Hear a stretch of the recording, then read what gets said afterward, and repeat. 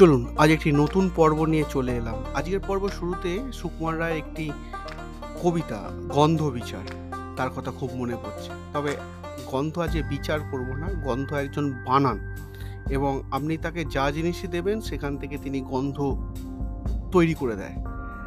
হ্যাঁ, এমন একজন মানুষ আছেন এবং দুবাইতে আছেন। তো আজকে তাকে নিয়েই আমার এই পর্ব।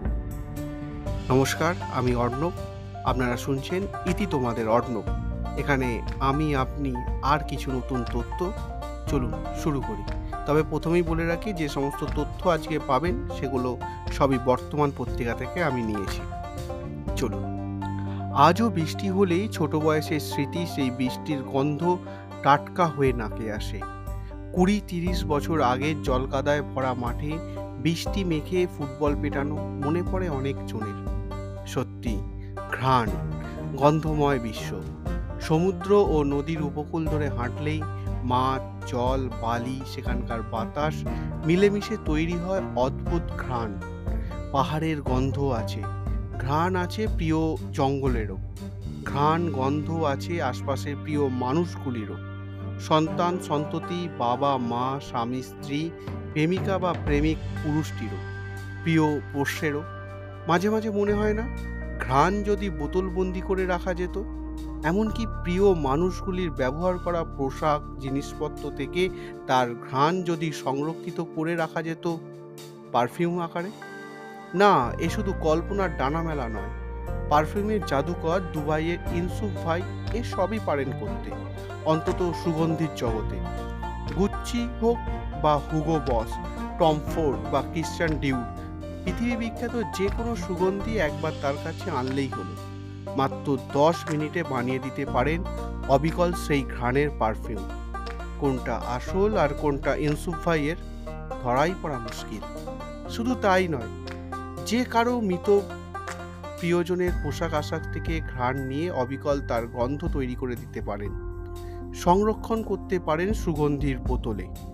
এখানেই শেষ নয়, ক্রেতাদের দেখে তার ব্যক্তিত্ব বিচার করে তার প্রিয় ঘ্রাণ এবং কিছু পছন্দ জেনে বানিয়ে দিতে পারেন তার মনের মতো সুগন্ধি। কি মনে পড়ছে 2016 সালের সেই বিশ্ববিখ্যাত cinema Perfume the story of the মার্ডারারের কথা, তাই তো? বাস্তবে ইউসুফ ভাইয়ের মতো বিনয়ী মানুষ অবশ্য দুটি হন না। একাধিক সাক্ষাৎকারে বলেছেন তিনি, যিনি যে পেশারই হোক না কেন, আসল কথা হলো বিনয়, সবসময় শেখার ইচ্ছা। আমি সবার কথা শুনি, গন্ধ নিয়ে সবার পছন্দ অপছন্দ জানার চেষ্টা করি, তবে আমার মতে সেরা হলো মানুষের ব্যক্তিত্বের গন্ধ, সেটাই সেরা সুগন্ধি। জন্মসূত্রে বাড়ি কেরলে, তারপর অবশ্য দীর্ঘদিন দুবাইতেই আছেন সুগন্ধির জাদুকর। একটি দুটি করে তার এখন 5-5টি দোকান। তিনি বলেন, আমাকে শুধু আপনি গন্ধ এনে দিন, একবার ঘ্রাণ নিয়ে তা থেকে পারফিউম বানানোর কাজ আমার। কিভাবে সম্ভব হয় এই অসম্ভব? কিছু মানুষের কি ঘ্রাণেন্দ্রিয় ঈশ্বর দত্ত শক্তিশালী থাকে? বিখ্যাত ইএনটির বিশেষজ্ঞ ডক্টর অনুরাব সেনগুপ্ত বলছেন, আমাদের নাকে একটি অলফ্যাক্টরি নার্ভ আছে, সেখান দিয়েই ঘ্রাণের অনুভূতি মস্তিষ্কে পৌঁছায়। বিরল ক্ষেত্রে কিছু মানুষের এই অংশটি হাইপার অ্যাক্টিভ হয়, সুতীক্ষ্ণ হয় তাদের ঘ্রাণের অনুভূতি। অনেকের ক্ষেত্রে তা আবার দীর্ঘ চর্চার ফসল। কীরকম লাগলো আজকের এই একটি অন্য ধারার পর্ব আপনাদের কাছে উপস্থাপনা করলাম? অবশ্যই আমাকে লিখে জানাবেন।